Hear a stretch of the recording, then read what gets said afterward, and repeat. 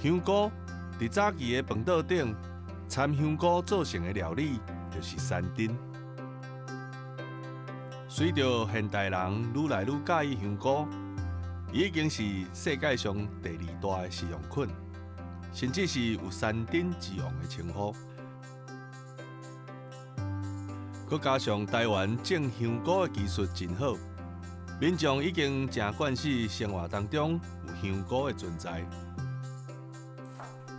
为着推广香菇这款的好食材，蔡大姊退休了后开始焖油汤。